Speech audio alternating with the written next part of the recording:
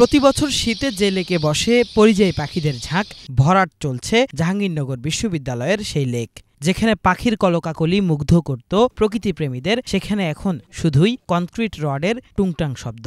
সবুজ ক্যাম্পাসে নিথর পড়ে আছে সদ্য প্রাণ হারানো অসংখ্য গাছের গুড়ি। যুগ যুগ ধরে প্রকৃতির ক্যাম্পাসের পরিচয় বহনকারী বিশ্ববিদ্যালয়টির চারদিকে শুধু চলছে ভবন নির্মাণের কর্মযজ্ঞ। ঈদের বন্ধে ছাত্ররা বাড়িতে, ফলে ফাঁকা ক্যাম্পাস। এই সুযোগে শুরু হয়েছে লেক ভরাটের কাজ, চলছে বৃক্ষ নিধনও। এমন খবর পেয়ে বৃহস্পতিবার সকালেই বিশ্ববিদ্যালয়টিতে ছুটে যান ছাত্র শিক্ষক সহ নাগরিক সমাজের প্রতিনিধিরা। এ সময় বিশ্ববিদ্যালয়টির নানান প্রান্তে অপরিকল্পিতভাবে লেক ভরাট ও বৃক্ষ নিধন করে ভবন তৈরির তোড়জোড় দেখা যায়, যার প্রতিবাদও জানান প্রকৃতিপ্রেমীরা। কোনো অংশীজনদের সাথে কোনো রকম আলোচনা ছাড়াই তারা কাজগুলো শুরু করে এবং এই কাজগুলো এক পর্যায়ে শিক্ষক শিক্ষার্থীরা যখন জোরদার আন্দোলন গড়ে তোলেন, তাদের উপর ছাত্রলীগকে লেলিয়ে দেওয়া হয়েছে, তাদেরকে মারধর করা হয়েছে, বিশ্ববিদ্যালয় বন্ধ হয়ে গেছে, বহু কিছু ঘটেছে। কিন্তু বিশ্ববিদ্যালয়ের এই উন্নয়ন প্রকল্পের কাজ চলেছে এবং এখনো পর্যন্ত অপরিকল্পিতভাবে 17টি স্থাপনা বানানো হয়েছে। সম্প্রতি কলা ভবনের extension building, physical science, biological science, এগুলোর এক্সটেনশন বিল্ডিং হচ্ছে এবং যেহেতু সমস্ত গাছপালা অধ্যুষিত যে জায়গাগুলো, সবচেয়ে আরণ্যক যে জায়গাগুলো, সেগুলো নিঃশেষ হয়ে গেছে, এখন তারা লেকের মধ্যে ভবন বানানো শুরু করেছে। বিশ্ববিদ্যালয়টিতে অপরিকল্পিত উন্নয়নের বিরুদ্ধে গত 5 বছরের বেশি সময় ধরে আন্দোলন করে আসছেন শিক্ষার্থীরা। তারা বলছেন, যদি উন্নয়ন করতেই হয় সেটি করতে হবে একটি মাস্টার প্ল্যানের মাধ্যমে। 328 কোটি টাকা চায় এই বিশ্ববিদ্যালয়, পাইলো 1,500 কোটি টাকা, 1445 কোটি 36 লক্ষ টাকা পাইলো। এবং পাওয়ার পরে এই যে অর্থ, যে অনর্থের মূল, সেইটার মানে একবারে জলজন্ত উদাহরণ জাহাঙ্গীরনগর বিশ্ববিদ্যালয় হয়ে গেল আর কি।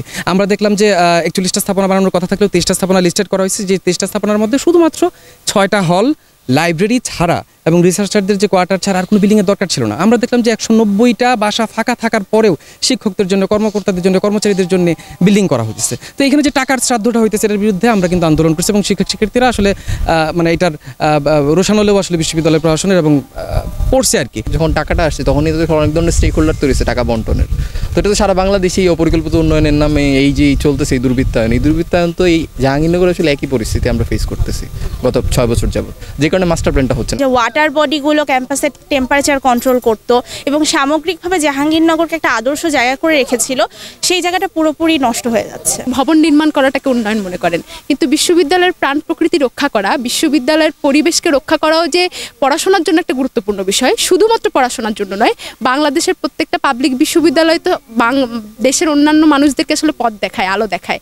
তো এইখানে কি করে প্রকৃতিকে রক্ষা করছে সেই দৃষ্টান্ত যদি আমরা দেশবাসীর সামনে হাজির করতে পারতাম, সেটা আমাদের দেশের জন্য একটা ভালো জিনিস বয়ে নিয়ে আসতে পারতো, অন্যরাও সেখান থেকে ভালো কিছু নির্মাণ করতে পারতো, শিখতে পারতো। আমরা চাচ্ছি যে একটা পরিকল্পনা হোক, একটা মাস্টার প্ল্যান হোক, তারপর কাজগুলো করুক।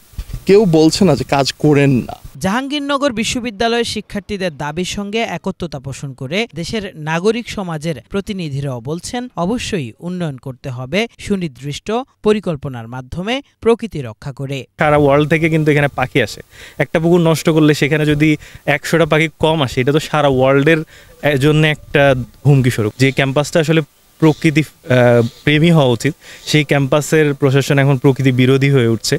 এটার আমরা প্রতিবাদ জানাতে চাই। লেকগুলো যেরকমভাবে নির্বিচারে ভরাট করা হচ্ছে, সেই আমি মনে করি যে এটা হচ্ছিল যারা করতেছে তাদের একটা হলো ধৃষ্টতা, ক্ষমতার একটা হলো দাপট এবং উন্নয়নের নামে নিজেদের পকেট ভারী করার একটা হচ্ছিল কৌশল। শিগগিরই প্রকৃতি ধ্বংস থেকে বিশ্ববিদ্যালয় প্রশাসন ফিরে না এলে সারা দেশে আন্দোলন জোরদার করারও হুমকি দেন পরিবেশবাদীরা। যে আন্দোলন আমরা এখন দেখতে পাচ্ছি, এখনই যদি কর্তৃপক্ষ এই ধরনের নির্মাণ কাজ বন্ধ না করে যদি কাজ চালিয়ে যেতে থাকে, তাহলে এই আন্দোলনটি সারা দেশব্যাপী ছড়িয়ে পড়ার সম্ভাবনা বা ঝুঁকি তৈরি করে এবং সেই ক্ষেত্রে সকল পরিবেশবাদীরা এসে কিন্তু সিভিল সোসাইটির লোকজন এসে কিন্তু এখানে নির্মাণ কাজ বন্ধ করার জন্য দাঁড়িয়ে যাবে। শুধু দেশ কেন, বিদেশের মানুষেরাও জানে যে তাদের দেশ থেকে পাখিগুলো এই জাহাঙ্গীরনগর বিশ্ববিদ্যালয়ে আসে। সেখানে আমার সংবিধানে যদি একটা কথা থাকে যে আমি বন্যপ্রাণী রক্ষা করব বর্তমান আর ভবিষ্যৎ প্রজন্মের জন্য, সংবিধানকে অবজ্ঞা করে জাহাঙ্গীরনগর বিশ্ববিদ্যালয়ের কর্তৃপক্ষের ওই আইনগত কর্তৃত্ব আছে কিনা যে এই লেকটাকে তারা তথাকথিত নির্মাণ কাজের জন্য ব্যবহার করবেন।